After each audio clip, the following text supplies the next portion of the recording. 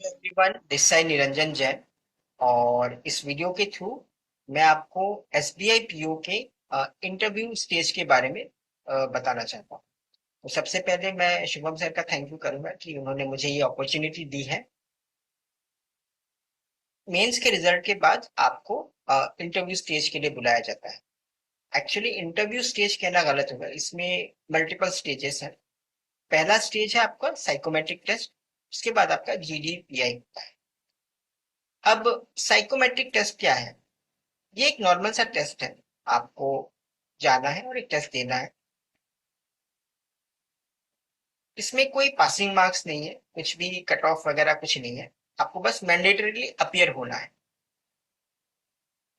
कुछ क्वेश्चंस आपको मिलेंगे, उनका आंसर देना है। उनके कोई करेक्ट या इनकरेक्ट आंसर्स भी नहीं। सिचुएशंस पर बेस्ड क्वेश्चंस होते हैं और उन क्वेश्चंस के थ्रू आपकी कॉग्निटिव एबिलिटीज को चेक किया जाता है। आपके बिहेवियरल एस्पेक्ट को चेक किया जाता है, क्योंकि बैंकिंग बहुत ही डिमांडिंग जॉब है। और उस टेस्ट के थ्रू ये असेस किया जाता है कि क्या ये पर्सन प्रेशर हैंडल कर सकते हैं। और जो भी बिहेवियरल एस्पेक्ट्स है, बिहेवियरल ट्रेट्स है, उनको भी जज किया जाता है। तो बहुत डिफिकल्ट नहीं है, या डरिए मत, ऐसा कुछ भी आपको डिफिकल्ट कुछ नहीं पूछेंगे। बिल्कुल नॉर्मल से क्वेश्चंस होते हैं। आप बस ये समझिए कि आपको एक्सट्रीम आंसर्स नहीं देने हैं, बिल्कुल भी नहीं। एक्सेप्शनल केसेस में, जैसे अगर आप में उसमें क्वेश्चन आया कि क्या आप ब्राइब लेंगे, तो आप डेफिनेटली कहेंगे बिल्कुल भी नहीं। जैसे चार ऑप्शन थे, जैसे नहीं, बिल्कुल भी नहीं, हाँ, डेफिनेटली लूंगा। तो ऐसे ऑप्शंस रहेंगे। आपको एक्सट्रीम लेना है, लेकिन हर सिचुएशन में नहीं, क्योंकि फ्लेक्सिबल होना पड़ेगा। आप एक बैंक में जॉब करें तो थोड़ी सी फ्लेक्सिबिलिटी भी जरूरी है। तो जहां जहां हो सके आप एक्सट्रीम साइड लीजिए, लेकिन रेस्ट में आप थोड़ा सा न्यूट्रल रहिए। और ये जब टेस्ट होगा उसके कुछ दिन बाद आपको इंटरव्यू के लिए बुलाया जाता है। इंटरव्यू में दो हिस्से हैं, टेक्निकली तीन भी कह सकते हैं। पहले होगा ग्रुप डिस्कशन, उसके बाद होता है ग्रुप एक्सरसाइज, उसके बाद होता है इंटरव्यू। ग्रुप डिस्कशन में क्या होता है, आपको एक टॉपिक दिया जाता है। एक ग्रुप फॉर्म किया जाएगा 8 से 10 लोगों का। आप लोगों को कॉमन एक टॉपिक दिया जाएगा। उस टॉपिक पर आपको सोचना है, अपना एक व्यू रखना है। आप पहले, आपको एक पेन एंड पेपर में दिया जाएगा, आप नोट डाउन करेंगे, 5 मिनट का समय मिलता है। उसके बाद वो ग्रुप अपने आप में डिस्कस करेगा। डिस्कस कैसे करेंगे? पहले कोई इनिशिएट करेगा, हो सकता है आप करें। अगर आपके पॉइंट्स रेडी हैं तो आप खड़े होकर इनिशिएट कर सकते हैं।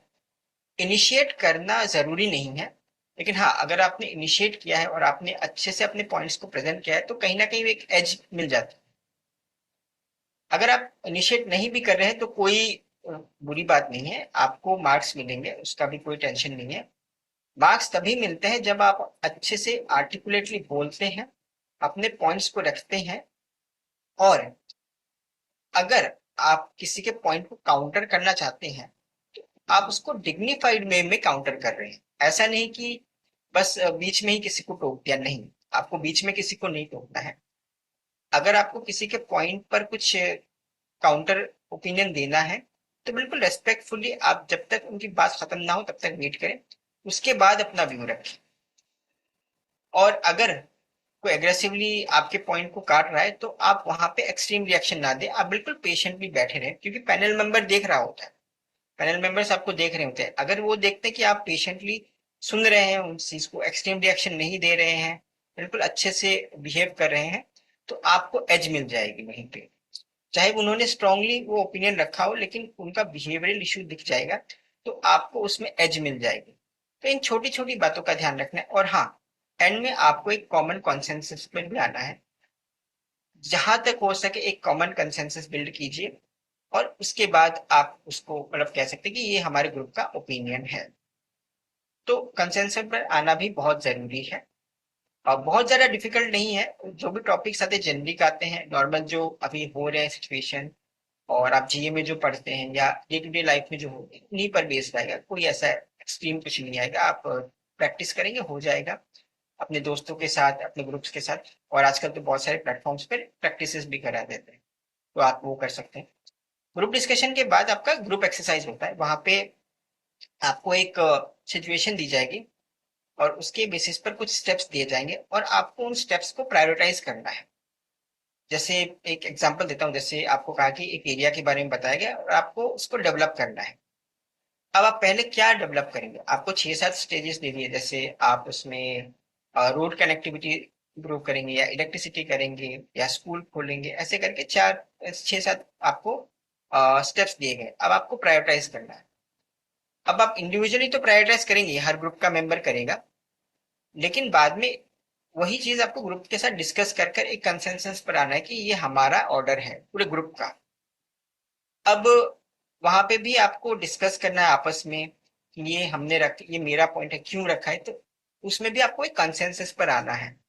और वहां पे भी वैसे ही जैसे ग्रुप डिस्कशन में आपने बहुत पेशेंस के साथ हर किसी की बात को सुना है। और अगर कोई भी आप आर्ग्यूमेंट रख रहे हैं तो बहुत डिग्निफाइड वे में रखें, बहुत हम्बल वे में रखें। तो वो एक देखना है। ये जो एक्सरसाइज जो कंडक्ट कराई जाती है, इससे आपकी लीडरशिप स्किल देखी जाती है कि, और एक देखा जाता है कि आप टीम में किस तरह से काम करते हैं, क्योंकि आगे जाकर आपको टीम में काम करना है। और हो सकता है आगे जब आप प्रमोशंस लेंगे आपको लीडरशिप रोल भी निभाना पड़ेगा। तो इसीलिए आपको बहुत संभल के बिहेव करना है, अपने कंडक्ट को बहुत अच्छा रखना है। तो आप उस तरह से अपने आप को अभी से, जो भी प्रिपेयर कर रहे हैं इंटरव्यू के लिए, जिनको लगता है मेंस होगा, अ, अभी से थोड़ा सा बिहेव करना शुरू कीजिए।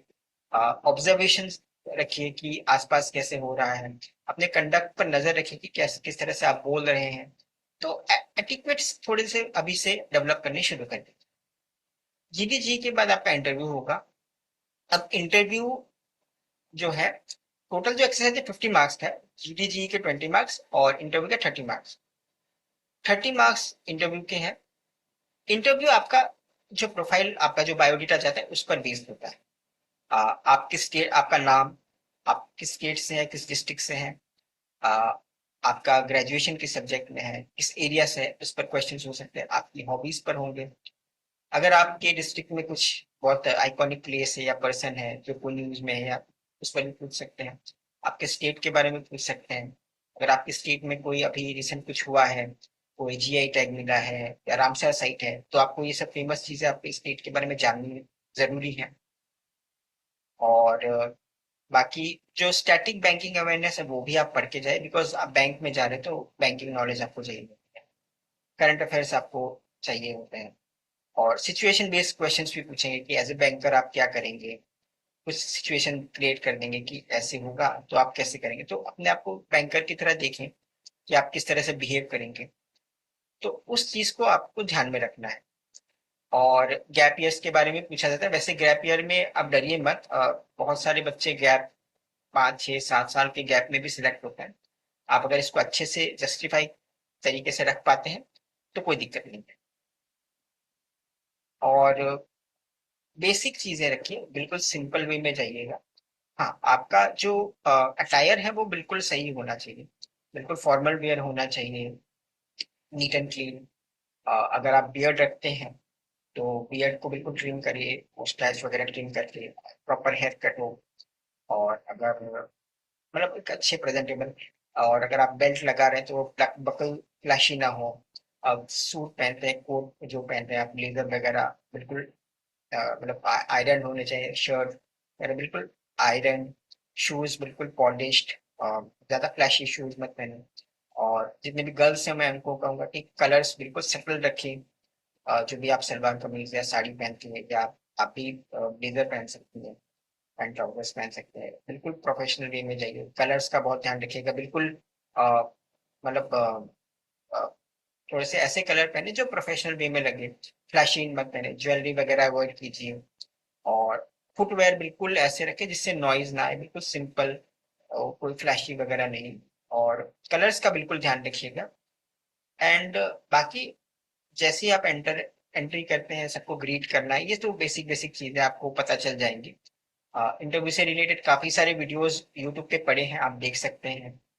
और मेरा सजेशन ये है कि बहुत ज्यादा स्ट्रेस में मत रहिए। अभी से अगर आप प्रिपेयर करना चाहते हैं तो डे टू डे लाइफ में देखिए आपके आसपास क्या हो रहा है। न्यूज़पेपर्स पढ़ना शुरू कर दीजिए अभी से, करंट इवेंट्स की जानकारी रखिए, थोड़ा सा अपनी हेल्थ को इम्पोर्टेंस दीजिए, फिजिकलिटी फिजिक्स आपकी फिजिक जो है उस पर ध्यान दीजिए, जैसे वर्कआउट कीजिए, जिम जाइए, वॉक वगैरह कीजिए, और अपने आउटसाइड फूड जो जंक फूड है उसको अवॉइड कीजिए, अपने खाने पीने का बहुत ध्यान रखिए, और मेडिटेशन वगैरह कीजिए, स्पिरिचुअलिटी में इन्वॉल्व हुई, ताकि आप मेंटली और फिजिकली जितना अच्छे रहेंगे ना, उतना ही आपका इंटरव्यू बहुत अच्छा होगा। तो यही सब चीजें आपको करनी है। और आगे अगर आपको और भी कुछ जानना है तो डेफिनेटली वीडियो के कमेंट सेक्शन में कमेंट कीजिएगा। अगर आपको मेरी पूरी डिटेल स्ट्रेटेजी के बारे में जानना है कि किस तरह से मैंने प्रिपेयर किया था इस एग्जाम के लिए या को भी है, और अगर आपको नेक्स्ट ईयर के एग्जाम के लिए भी तैयारी करनी है, तो आप डेफिनेटली इस वीडियो के कमेंट सेक्शन में कमेंट कीजिएगा। मैं पूरी डिटेल स्ट्रेटेजी भी ले आऊँगा नेक्स्ट ईयर के लिए। प्लस मैंने इस साल किस तरह से प्रिपेयर किया, क्या-क्या सोर्सेज़ फॉलो किए, मैं डेफिनेटली उसके बारे में भी बताऊँगा। और इतना ही कहूँगा कि इंटरव्यू के लिए आप अगर चाहते हैं तो आप गाइडेंस ले सकते हैं। मैंने वैसे तो मैंने सेल्फ प्रिपेयर ही किया था, और ज़्यादातर मेरे जो कलीग्स थे उनके साथ मेरे इंटरव्यूज़ हुए थे, उन्होंने मेरी हेल्प की थी, मेरे सीनियर्स ने हेल्प की थी। बाकी थोड़े बहुत जो भी मुझे लगे तो मैंने टेक्स्ट बुक पे पुष्पक सर हैं उनसे थोड़ा सा हेल्प लिया था कि मुझे क्या पढ़ना है, because I was working with regulatory body, तो मुझे थोड़ा सा था कि अ, मैं किस तरह से चीज़ों को, और क्योंकि मैंने लास्ट ईयर क्लियर किया था एंड आई डिडंट जॉइन, तो मुझे लगा कि शायद वो नेगेटिव वे में भी जा सकता है, लेकिन वो नहीं गया। और फॉर्चुनेटली एक और बहुत अच्छी चीज़ हुई थी मेरे साथ कि मैंने जब एंटर किया और इंटरव्यू चला, वो बिल्कुल भी मुझे उन्होंने इस बारे में नहीं पूछा कि मैंने लास्ट ईयर क्यों ज्वाइन नहीं किया, और एक सरप्राइजिंग थी वो चीज़ मेरे लिए। लेकिन उसके बाद जिस तरह से क्वेश्चंस गए थोड़े से अनएक्सपेक्टेड थे, क्योंकि मैंने ऐसे सोचा नहीं था कि इस तरह से पूछा जाएगा, लेकिन थैंकफुली मैंने पढ़ा हुआ था, तो मैं I was able to answer those questions. काफी पॉइंट पे ट्रिकी क्वेश्चंस भी आए, एक पॉइंट पे आकर मुझे 4 गाने गाने दे दिए गए कि आप अपनी भाषाएं जानते गाइए। ऐसे मोमेंट्स पे ना अपनी इनहिबिशंस को छोड़ दीजिए, जो कहा है आप करिए, मतलब उस टाइम पे जो भी झिझक है उसको छोड़कर आप आगे बढ़िए, क्योंकि यही वो देखना चाहते हैं कि विलिंगनेस आपकी देखना चाहते हैं कि आप कितना सिचुएशंस में अडेप्ट हो जाते हैं। तो मैंने, ऑल्दो मैं वैसा नहीं हूँ, लेकिन उस वक्त मैंने वैसे ही बिहेव किया जैसी सिचुएशन थी, and I think that strike the pod. And उसके बाद इंटरव्यू बहुत स्मूथ हो गया मेरे लिए।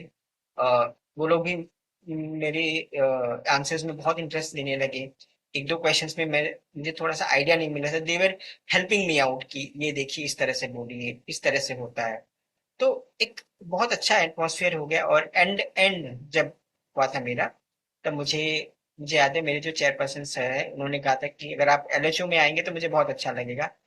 एंड तभी मुझे लगा कि मेरा इंटरव्यू बहुत अच्छा गया। तो आपको बहुत पॉजिटिवली अटेम्प्ट करना है पूरे इंटरव्यू को, कॉन्फिडेंस के साथ, और एक स्माइल छोटी सी वेयर करके रखिए, जितना भी स्ट्रेस हो, आंसर्स नहीं आ रहे हैं, कोई बात नहीं, पोलाइटली नो कह दीजिए, और डोंट वरी, बहुत अच्छे होंगे इंटरव्यूज आपके। थोड़ा सा कॉन्फिडेंस चाहिए, थोड़ा सा knowledge, and it's all done. ठीक है, और अगर आपको कोई भी किसी भी तरह की हेल्प चाहिए, किसी भी तरह की स्ट्रैटेजी के बारे में जानना है, या फिर नेक्स्ट ईयर के लिए आप प्रिपेयर कर रहे हैं, तो डेफिनेटली इस वीडियो के कमेंट सेक्शन में डालिए, पोस्ट जरूर कीजिएगा। मैं क्वेरीज को डेफिनेटली लूंगा। And take care guys, have a nice day, thank you so much.